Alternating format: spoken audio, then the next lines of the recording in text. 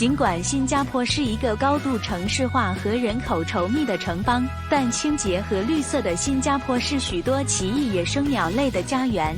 观鸟是该国自然爱好者的一项热门活动，有许多公园和自然保护区可以观察这些鸟类的自然栖息地。以下是可以在新加坡各地找到的鸟类的一些例子。白腹海雕是在新加坡沿海地区发现的一种大型猛禽，翼展可达 2.2 米，是东南亚最大的猛禽之一。这只鸟有一个独特的白色头部和腹部，而它的翅膀和背部则是深棕色。白腹海雕是熟练的猎手，捕食鱼类和其他海洋生物。深红色太阳鸟是在新加坡发现的一种颜色鲜艳的小鸟，它以其引人注目的深红色羽毛、黑色喉咙、黄色腹部和彩虹色、绿色翅膀而得名。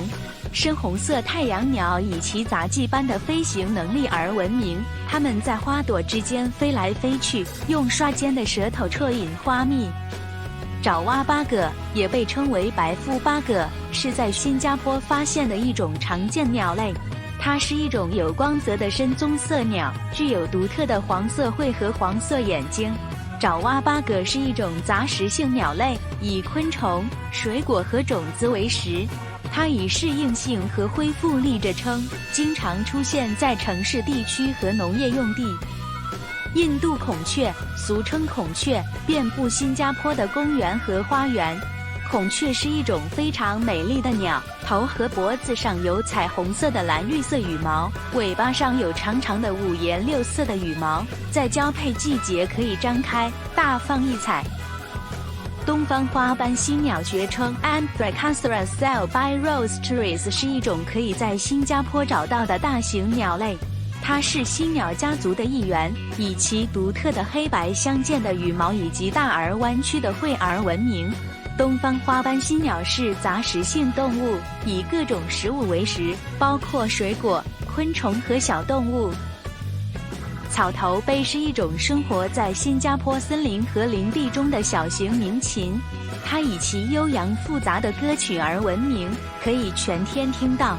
这只鸟外形独特，头部呈稻草色，身体呈深褐色。它也因其头上长而尖的冠而闻名，可以根据它的心情升高或降低。大绿叶鸟以其鲜绿色的羽毛、翅膀和尾巴上的黄色斑纹而闻名。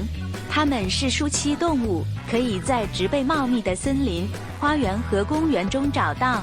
它们以水果、昆虫和花蜜为食，经常可以听到它们唱着悠扬的歌曲。在新加坡发现的物种是大型飞狐，学称 Pteropus vampirus， 从技术上讲是哺乳动物而不是鸟类。这些果蝠是世界上最大的蝙蝠物种之一，翼展可达 1.5 米。它们在夜间最为活跃，此时它们会觅食水果和花蜜。在过去的5到10年里，在新加坡的住宅区和公园里跑来跑去的野鸡有所增加。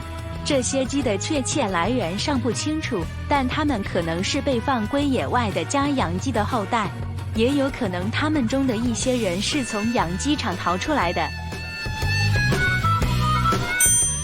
再见。如果您想观看更多类似视频，请订阅。